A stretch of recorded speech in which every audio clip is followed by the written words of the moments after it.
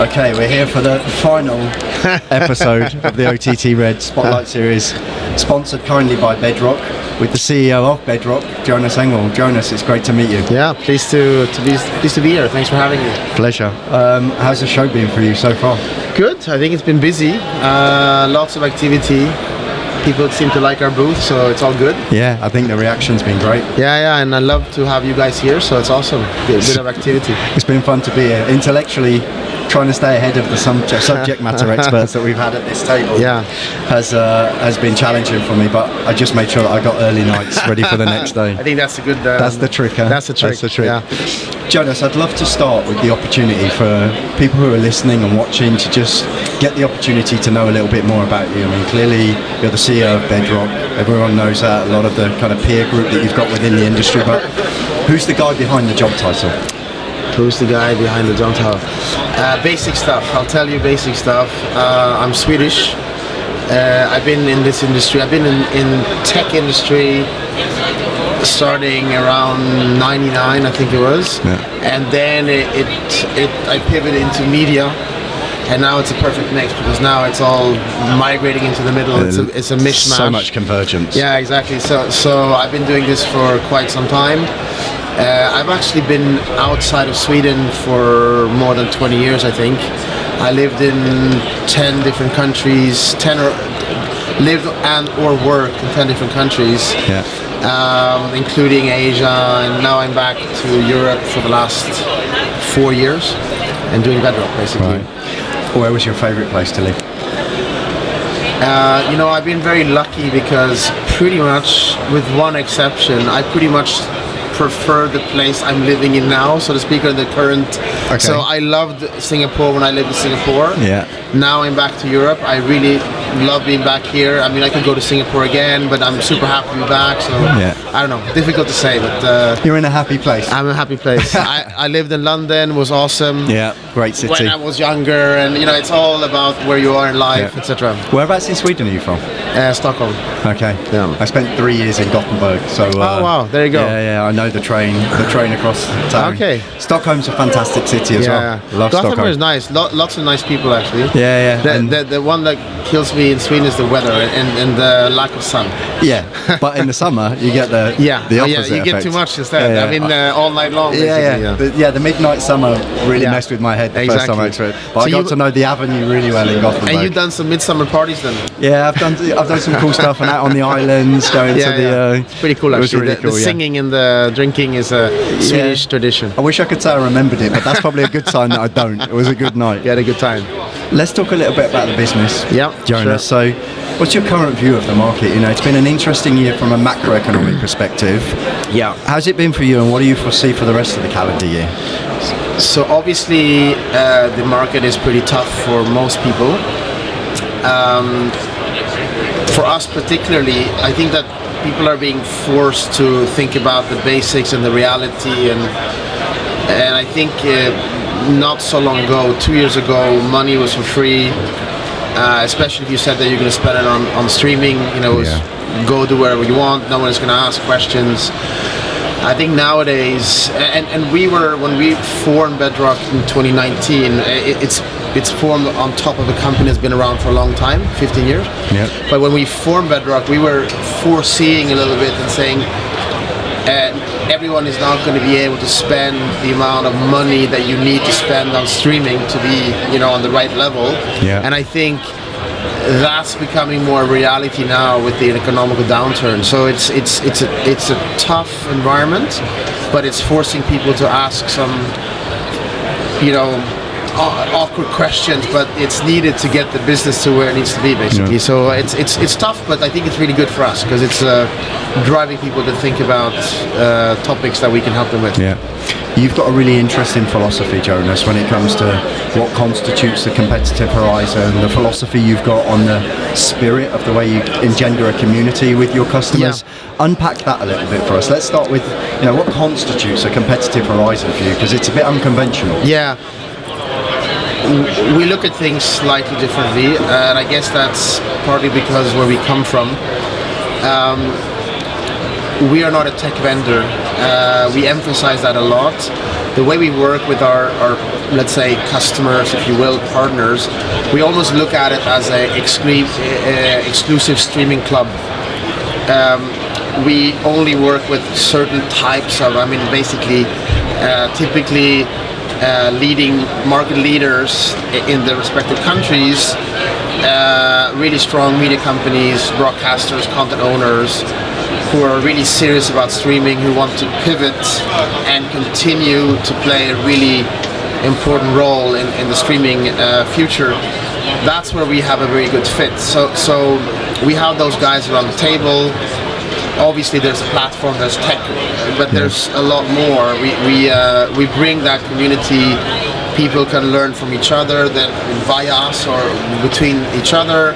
Obviously streaming is new, it's difficult, people are trying things out, and we have a really interesting mix, and they, some come from 10 years of SVOD, and another stakeholder is moving into SVOD, and they have tons to learn. Yeah. So it's a really, and these guys, they don't compete. They could theoretically, but they don't. And it's a really it's a different way of looking at things, basically. It is. I think it's very different. It's kind of arresting intellectually. I can imagine when you speak to potential clients about coming into that community. Yeah. It kind of takes them off balance in a good way. Yeah, I think there's I think it gives comfort, the fact that we are part of a broadcast media company, the largest in Europe, by the way. We've been in that space world. We really understand their challenges, and frankly, we exist to help those, our own shareholders and others, to pivot and make a really important journey. Yet we're not a charity. We do charge money, but ultimately we're trying to help them to pivot in the smartest possible way. Yeah.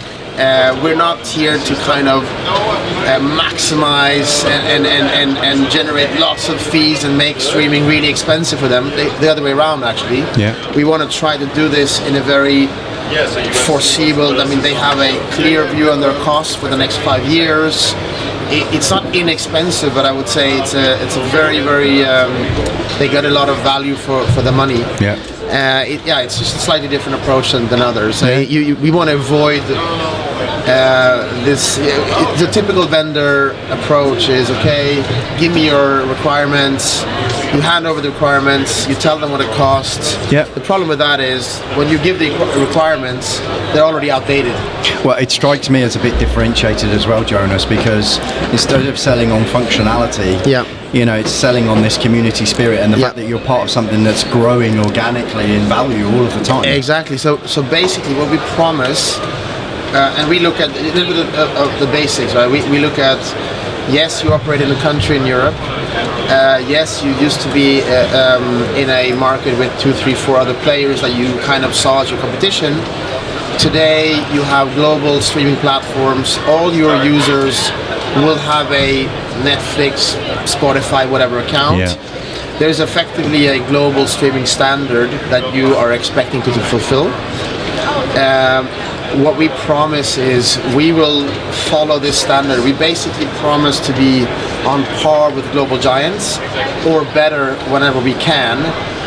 That's the foundation of the promise. Exactly what that means in 2 years' time, I couldn't tell you. Yeah. But and our stakeholders, they know that that's our philosophy. We will debate with them how they see the market going. Is this feature more important than that feature? So it's a really close relationship. Hence this kind of membership idea. I love the intimacy and the proximity of it, but it's kind of always moving forwards as well. It's blossoming. And what I was saying also, they have a clear view on their costs, right? We charge the same amount of fees. Yes, there is obviously fees related to volume. So if you stream double, you will have more CDN, of course. But basically, the basic fees are the same. The platform grows. The ones who have been with us for a few years, they're paying the same today as 3 years ago. The platform is probably 3 times better today. Yeah. More devices, more features, more everything. Yeah. But fees stay the same. So you buy in. It's like a property. It reminds me of a property. You know, what you invest in, it grows in value. Exactly. But your investment remains the same. Exactly. The equity grows. Exactly. I love that. So that's a very innovative approach. What's your view from a wider horizon perspective on innovation in the OTT arena? And I'll tell you what my motivation is for asking you this, Jonas. You're kind of ahead of the curve when it comes to the lens that you look through on innovation, but a lot of the market's kind of static, beginning to just compete on price. You know, what do you think the next big thing is going to be? Because with your subject matter experts that I've been speaking to over the last 3 days, you got people like Tung who really know ad technology and all that stuff really well. You know, what's going to burst first in terms of the disruption that will be the catalyst for the next wave of innovation? Really good question, to be honest. It's the one that keeps us up at night. Yeah. I mean, I can say I think that since everyone is focusing on profitability, I think that monetization and everything around monetization is going to be really important going forward. Yes, you need to have features and devices, etc., but we're focusing a lot, and I see this already, and you see it with Netflix, etc. All our clients, independently where they come from, if you have a SVOD background, they would have added an AVOD tier, and vice versa. You come from an AVOD background, you would have added an SVOD tier. And I think this is where you're going to see a lot of innovation. There's going to be a lot of experimentation. There's going to be ways to create additional ad inventory without being super annoying to the client and to the user. I think this is where people are going to play around a lot. I see, for example, things that we have toolkits to prepare. So if our clients want to build e-commerce, you can see people starting to play around with this. Not a full-blown e-commerce, service, but connected to content. You can easily see that that e-commerce could be part of it. Yeah. So I think all of these things, just to optimize monetization, I think that's going to be a lot of focus coming years. Tell me if you think I'm off piste here, Jonas, but I think there's a unique opportunity almost for Bedrock in this question that keeps not only you and your leadership team up at night, is bound to be keeping streaming companies around the world up at night. Of course. But with that community that you mentioned, that's the opportunity to incubate all of the different thoughts and ideas from the people that need that innovation. Exactly, and that's precisely how we work. We will work together. We will define topics.